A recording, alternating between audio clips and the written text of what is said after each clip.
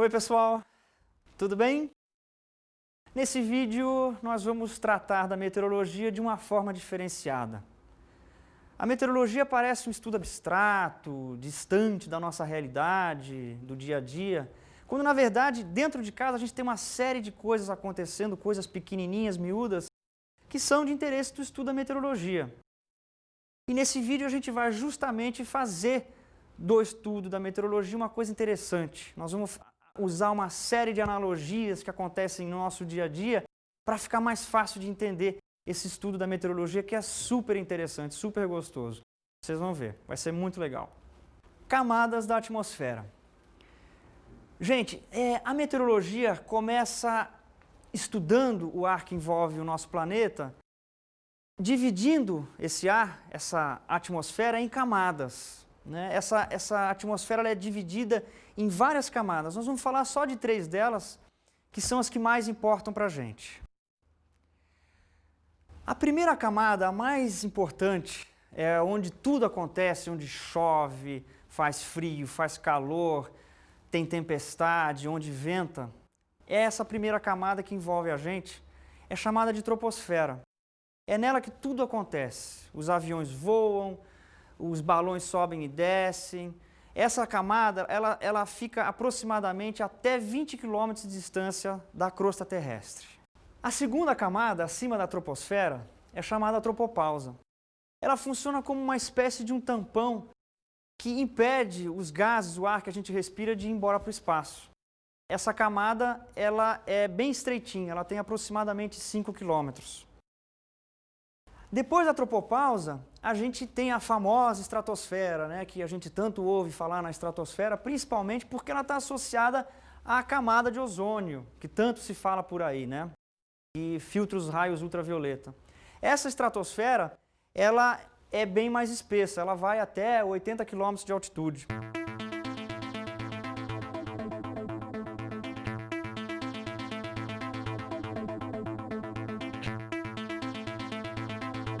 Essas são as 3 camadas mais importantes, digamos assim, que a gente acabou de ver.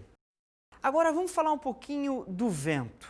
O vento é a vida da atmosfera, é a vida que a gente percebe que existe na atmosfera.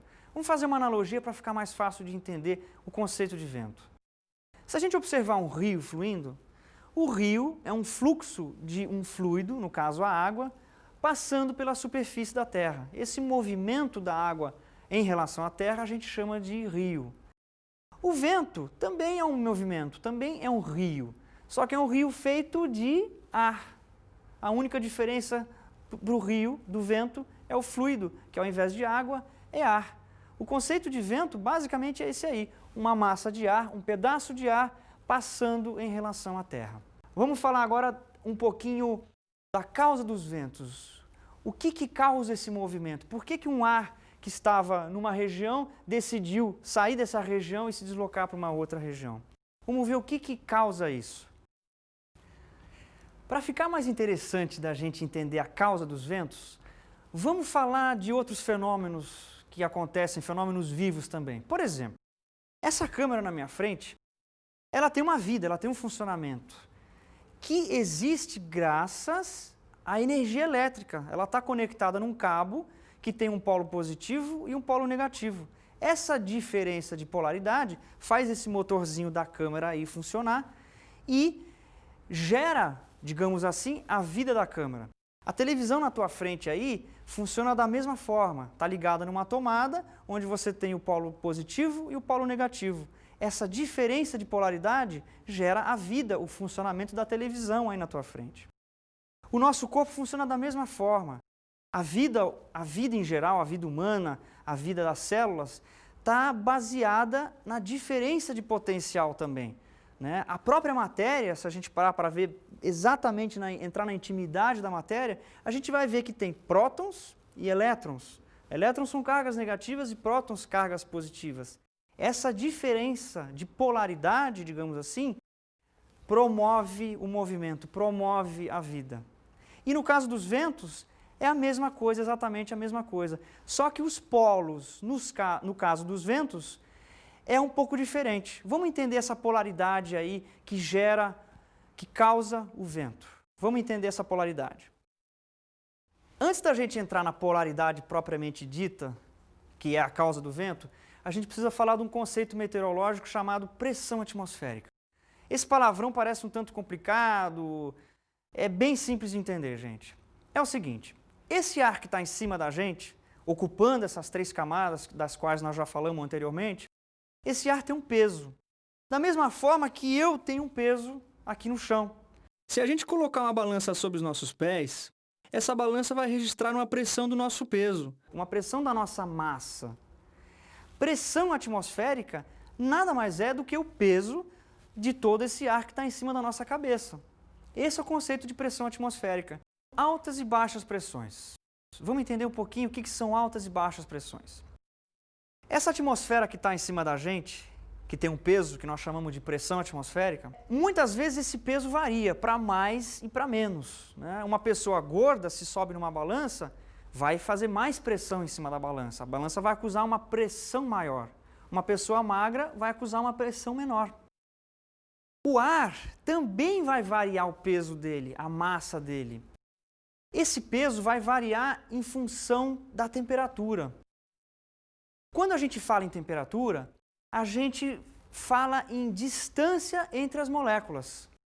Por exemplo, quando as moléculas estão mais próximas umas das outras, a gente diz que a temperatura é baixa, que o calor é pequeno. Quando as moléculas estão vibrando mais, a distância entre elas é maior, a temperatura é maior, o calor é maior. Então, uma massa de ar quente, onde as moléculas estão superagitadas, ou seja, estão mais distantes umas das outras, por estarem mais distantes, vão ocupar mais espaço. As mesmas moléculas vão ocupar mais espaço. Isso significa que a densidade daquela massa vai ser menor. Ou seja, o peso daquele ar aquecido, comparado a um ar mais frio, onde as moléculas estão mais próximas, o peso do ar mais quente é menor do que o peso do ar mais frio. Então, sempre que a gente tem uma massa de ar quente, em comparação a um ar mais frio, a meteorologia chama esse ar mais quente de baixa pressão. Em contrapartida, o ar frio, onde as moléculas estão mais próximas, estão mais densas, estão vibrando menos, esse pedaço de ar, essa parcela de ar, a meteorologia chama de alta pressão. E é justamente a proximidade de ares quentes e frios, massas de ar quente e massas de ar frio, essa proximidade entre os dois, essa proximidade entre a polaridade, quente e frio, vai gerar um movimento. É justamente esse movimento, que a gente chamou de vento no começo, que é o que nós estamos querendo entender, esse movimento está associado a essa diferença de temperatura, ar quente e ar frio. O próximo passo, então, é a gente entender como é que um ar é aquecido ou resfriado. A primeira coisa que a gente nota quando observa o nosso planeta recebendo a luz solar é que os polos, não coincidentemente, são muito mais frios do que a linha do Equador. Por que tem essa diferença? A luz solar, quando vem do Sol, ela atinge a faixa do Equador de forma muito mais direta do que atinge os polos. O que acontece? A superfície terrestre nos polos tem muito menos incidência de luz e, consequentemente, aquece muito menos do que a superfície no Equador, onde a incidência de luz solar é grande. Aí a gente já percebe o quê? Que o ar que está em contato com os polos vai estar muito mais resfriado do que o ar que está em contato com o Equador. Na verdade, não é a luz que aquece diretamente o ar. A luz aquece a superfície terrestre e o contato do ar com a superfície terrestre é que vai aquecer o ar ou vai esfriar o ar. O contato que é importante. Portanto, o ar que está em contato com os polos vai estar muito mais frio do que o ar em contato com o Equador. Aí a gente já tem a nossa polaridade, da qual nós falamos. Massas de ar frio em contato com os polos, massas de ar quente em contato com o Equador. Isso vai gerar um movimento, isso vai gerar um vento, isso vai gerar um fluxo do ar dos polos na direção do Equador. O ar vai se movimentar dos polos na direção do Equador. Grosseiramente falando, é dessa forma que acontece. Também acontece esse movimento se a gente, por exemplo, usando um exemplo mais fácil da gente perceber. Quando a gente está na praia, por que durante o dia, naquele calor mais intenso do dia, a gente percebe a brisa sempre soprando da direção do mar para a terra? E à noite isso se inverte, né? A brisa que vinha do mar para a terra para à noite e o fluxo é invertido. O que está acontecendo? Vamos entender um pouquinho por que existe esse vento da brisa do mar para a terra. Quando o Sol está aquecendo a superfície terrestre, existe um pedaço da superfície terrestre que é composto de água e pedaço da superfície terrestre que é composto de terra. Às vezes tem floresta, mata, enfim. A superfície, quando recebe a luz do Sol, ela se aquece de maneira diferente. A água se aquece muito menos do que a terra. O que acontece então? O ar que está em cima do mar, dos oceanos, é menos aquecido do que o ar que está em cima dos continentes durante o dia. É justamente essa diferença de temperatura entre o ar que está em cima dos oceanos para a diferença de temperatura do ar que está em cima dos continentes, essa diferença gera a brisa marinha durante o dia, o vento. O vento sopra, o ar se movimenta da região mais fria para a região mais quente, rente ao chão. Esse é um movimento provocado por essa diferença de polaridade. Outro exemplo de diferença de polaridade que a gente tem, que é muito interessante e que acontece praticamente todo dia dentro da nossa casa, é o seguinte: vocês já perceberam que quando a gente está tomando aquele banho quente e vamos fazer de conta que o box que nós estamos usando tem aquelas cortinas de plástico, né? Quem já percebeu que quando o box está quente, o chuveiro está quente, aquele vapor de água subindo tudo, a cortina do box, se a gente perceber, ela começa a inclinar na direção das nossas pernas. Às vezes chega até a ser irritante, aquela cortina volta e meia sempre tendendo na direção das nossas pernas. Por que isso acontece? É a mesma coisa, é a mesma situação da brisa marinha. É a mesma situação do ar se movimentando dos polos para o Equador. O que está acontecendo? Dentro ali do box, o ar está mais aquecido do que do lado de fora do box. Eu tenho uma alta pressão do lado de fora do box e uma baixa pressão do lado de dentro do box. Existe um movimento do ar do lado de fora do box, tendendo rente ao chão para ir na direção do box. Nós temos um vento em pequena escala, mas é um vento, soprando rente ao chão do lado de fora do box para o lado de dentro do box. Essas três situações que nós acabamos de ver, a gente percebe que aconteceram em escalas bem diferentes, né? Nos polos para o Equador, uma escala gigantesca, a brisa marinha já numa escala menor, e o movimento dentro do banheiro numa escala bem pequenininha. Todas essas três escalas, a gente teve um movimento do ar, um vento, que aconteceu justamente por causa da diferença de polaridade, a diferença de temperaturas, altas e baixas pressões. Acontece, gente, que às vezes essa diferença de polaridade é muito grande. No que isso implica? Implica num movimento violento desse vento, um movimento intenso desse ar. É isso justamente que determina a intensidade do vento. Aqueles dias, quando o vento está soprando bem forte, está querendo dizer o seguinte, que existe uma alta pressão e uma baixa pressão, existem polos bem diferentes, existem temperaturas entre massas de ar bem diferentes. Quanto maior a diferença dessas temperaturas, mais ligeiro é esse fluxo, mais intenso é esse vento. Então, a intensidade desse fluxo, a intensidade do vento está relacionada a essa diferença de polaridade, e não só a diferença de polaridade, mas eu preciso também da proximidade da polaridade. Se eu tenho altas e baixas pressões próximas, essa intensidade, esse fluxo, esse vento, também tende a ser mais intenso. Outro aspecto relacionado a vento é a questão da direção do vento. Até agora a gente só falou da intensidade, da questão da polaridade. Por que ele sopra às vezes vindo do norte, às vezes vindo do sul, vindo do leste, do oeste? O que determina a direção do vento? Bom, gente, não é muito difícil de descobrir.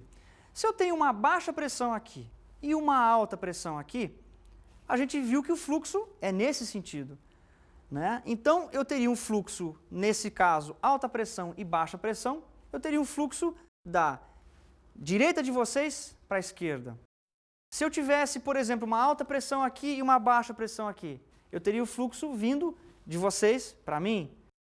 Dessa forma, de como estão posicionadas as altas e baixas pressões, a gente entende a direção do vento. Simplificadamente falando, acontece dessa forma. Existem ainda outros fatores relacionados à direção dos ventos, outras forças que a gente não vai citar por enquanto por aqui, porque são forças, são leis mais complexas que regem a direção dos ventos. Mas essa visão da posição das altas e baixas pressões já é suficiente para a gente entender por que o vento está soprando de uma direção para outra direção.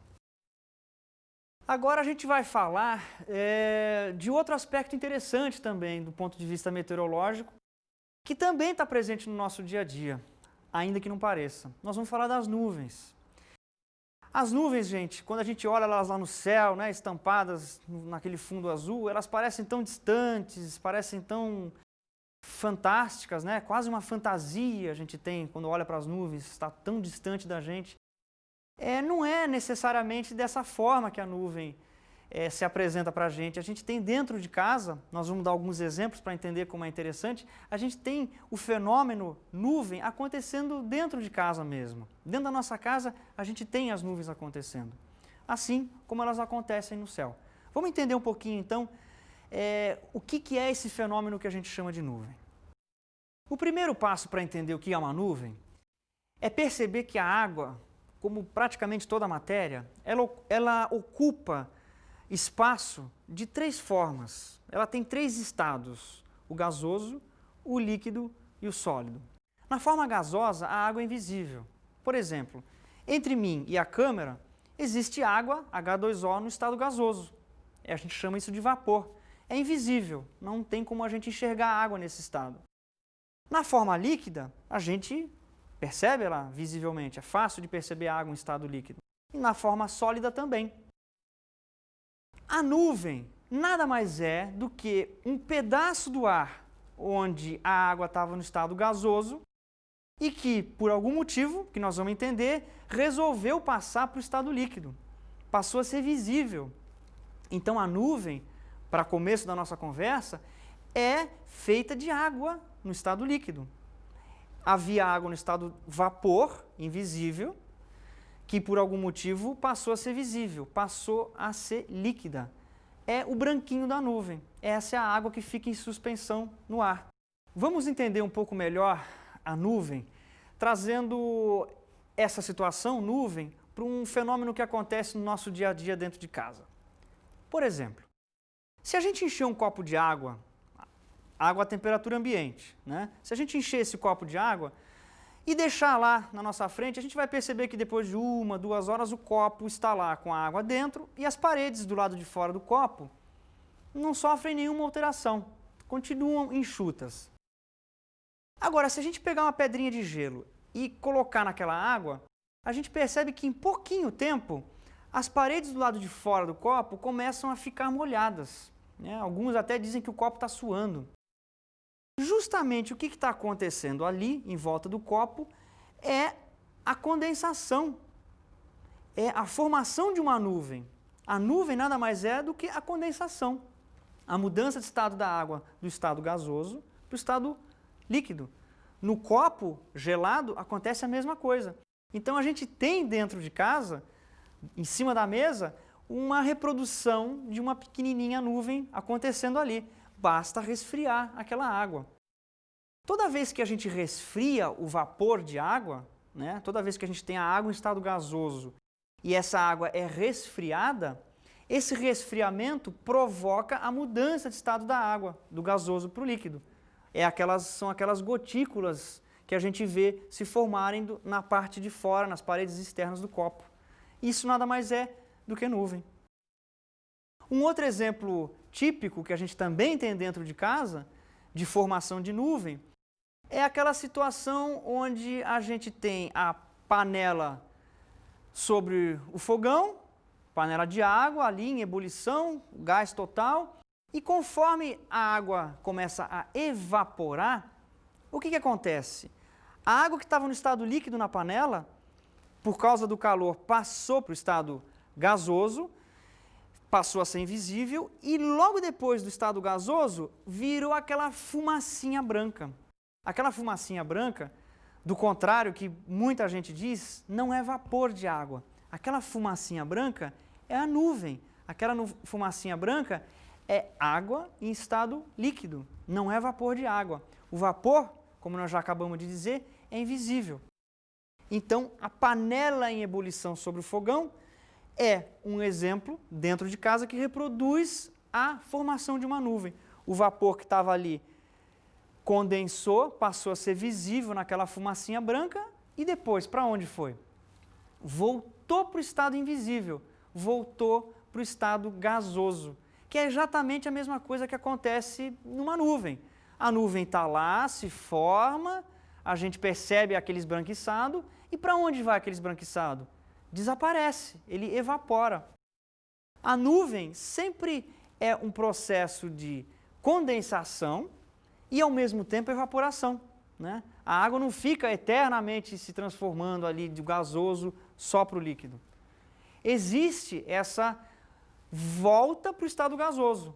Quando a nuvem desaparece diante dos nossos olhos, ela está justamente voltando para o estado gasoso. Nessa foto aqui, gente, a gente percebe bem que existe um pedaço do céu azul e um pedaço do céu com nuvens. O que significa, interpretando meteorologicamente? Que a gente tem aqui, onde nós vemos as nuvens, água em estado líquido, H2O líquido, e onde não há nuvens, no pedaço azul, água em estado gasoso, invisível. Vamos falar agora dos tipos de nuvens que existem. A meteorologia classifica as nuvens de acordo com o aspecto delas, com o formato delas, e de acordo com as alturas, as altitudes nas quais essas nuvens se formam. De acordo com o formato, as nuvens são classificadas basicamente em nuvens estratificadas. O próprio nome já está dizendo estratificado. Uma coisa estratificada é uma coisa espalhada, sem formas muito definidas.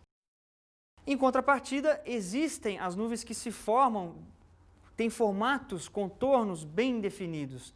Essas nuvens com os formatos bem definidos, bem delineados, são chamadas de nuvens cumuliformes, de aspectos acumulado. Essas nuvens de aspecto acumulado recebem o nome de cúmulos, genericamente falando. Genericamente falando, gente, porque muitas vezes a palavra cúmulos vai ser uma parte do restante do nome da nuvem. A gente pode ter, por exemplo, uma nuvem chamada estratocúmulos. Esse é um tipo de nuvem onde ela não está nem muito acumulada e nem muito estratificada. É um meio termo entre o aspecto estratificado e o aspecto acumulado. Os nomes das nuvens também estão associados com a altitude na qual elas se formam. Então, por exemplo, nuvens que se formam mais perto do chão, até 2 km de distância da superfície, que são os estratos, os estratocúmulos e os cúmulos em geral. Num nível intermediário, existe uma segunda classificação de nuvens que recebe o prefixo alto antes do nome. Então são nuvens que não se formam nem na parte mais alta da atmosfera e nem aqui próximo da superfície. São nuvens de altitude intermediária. Essas nuvens são chamadas aí genericamente de altocúmulos, autoestratos, né? O autoestratos e autocúmulos em função justamente do formato que elas apresentam. Existe ainda uma terceira classificação de nuvens, chamadas de cirros, que se formam no fim da troposfera, né? Aquela primeira camada que nós falamos anteriormente. Esses cirros são nuvens que estão ali pairando por volta dos 10 a 12 mil metros, né? Depende um pouquinho da latitude onde a gente está.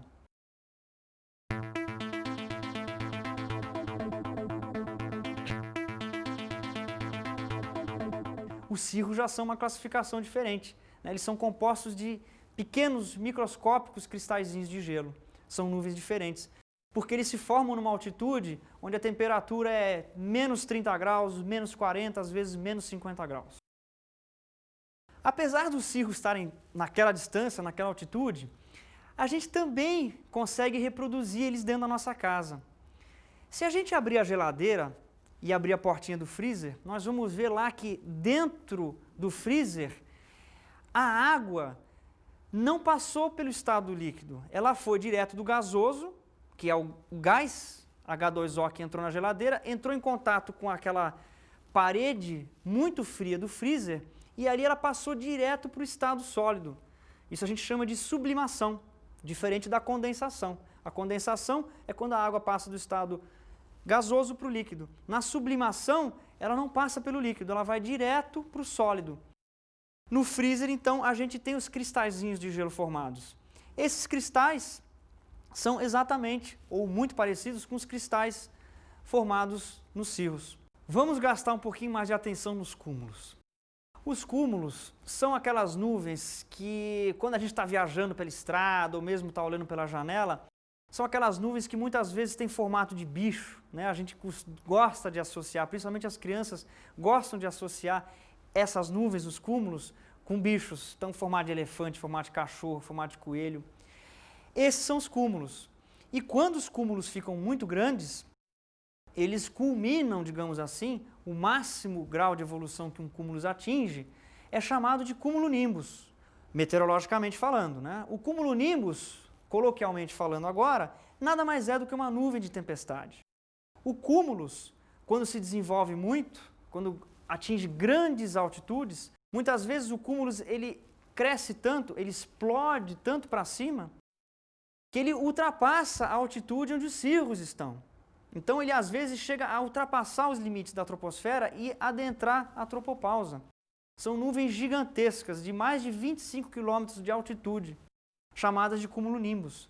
Essas são aquelas famosas tempestades que alagam as cidades, enfim, todo aquele transtorno causado no trânsito, na cidade, as inundações são provocadas principalmente por essas nuvens, os cumulonimbus, né? São nuvens que estão associadas a raios, trovões. O cumulonimbus, ele é muito interessante de ser estudado pela meteorologia, porque como ele é uma manifestação poderosa da natureza, ele promove muitos estragos. Então a meteorologia se preocupa muito com a formação desse tipo de nuvens. Com relação aos cumulonimbus, existem algumas curiosidades interessantes envolvendo esse tipo de nuvem. Por exemplo, essas tempestades, dizem os cientistas, que foram responsáveis pela origem da vida no nosso planeta. Se não fossem as descargas elétricas que ocorrem dentro dessas nuvens, a vida no nosso planeta não seria possível. Outro dado interessante que a National Geographic levantou é que ocorrem 45 mil dessas nuvens, 45 mil CBs, os cumulonimbus também são chamados de CBs, durante o dia. Num dia inteiro, 45 mil manifestações desse porte, poderosas, né, como é o caso dos cumulonimbus, acontecem no planeta. Outro dado interessante é que 1/3 dessas descargas elétricas geradas pelos cumulonimbus ocorrem no Brasil. Outro assunto que interessa a gente tratar nesse bloco de meteorologia básica é a questão das frentes. Volta e meia a gente ouve na televisão aquele assunto, existe uma frente fria vindo do sul e o tempo vai virar. O que são frentes? Vamos entender um pouquinho esse fenômeno chamado frente fria. Existem outros tipos de frente, a frente quente, a frente oclusa, mas a gente vai falar só da frente fria, que é mais fácil e acontece com mais frequência. A frente fria nada mais é do que a linha de contato que existe entre uma alta pressão, que nós já falamos, e uma baixa pressão. É a linha que divide uma massa de ar frio, uma massa de ar polar, né? A gente chama de massa de ar polar, que vem lá dos polos.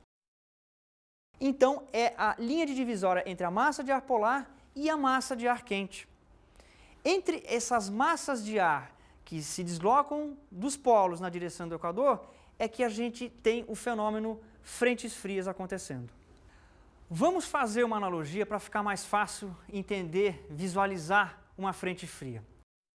Esse ar frio que vem dos polos na direção do Equador, ele vem num formato parecido com a frente de um carro esporte, justamente com a frente de um carro esporte. Daí o nome frente, inclusive.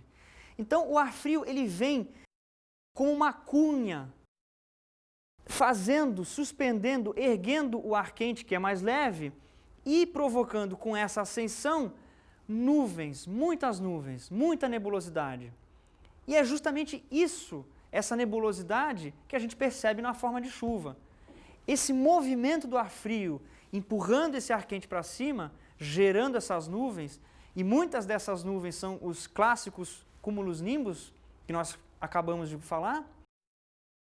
É justamente esse movimento, a presença de uma frente fria, que gera nebulosidade, consequentemente chuva.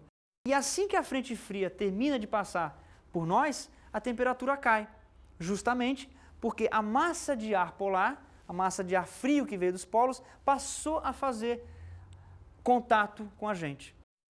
Pois é, gente, eu estou ficando por aqui, deixando vocês aí com uma impressão diferente da meteorologia. Esse foi o objetivo, desmistificar um pouco essa distância da ciência meteorológica, trazendo um pouquinho isso para dentro da nossa casa e torcendo, né, para que vocês consigam aproveitar essa forma de exposição que foi utilizada aqui, consigam aproveitar isso no dia a dia de vocês. Né? A gente tentou fazer a coisa de maneira diferente, desenvolver esse assunto meteorologia de uma forma diferente, para que fique mais gostoso, para que vocês, quando estejam no dia a dia, dentro da casa de vocês, percebam, olha, aquilo também é um fenômeno meteorológico, olha aqui parecido com uma nuvem. Isso é tudo muito gostoso, quando a gente aproxima essas coisas que acontecem na nossa atmosfera, quando a gente aproxima isso da gente, parece que a gente fica mais íntimo mesmo da atmosfera.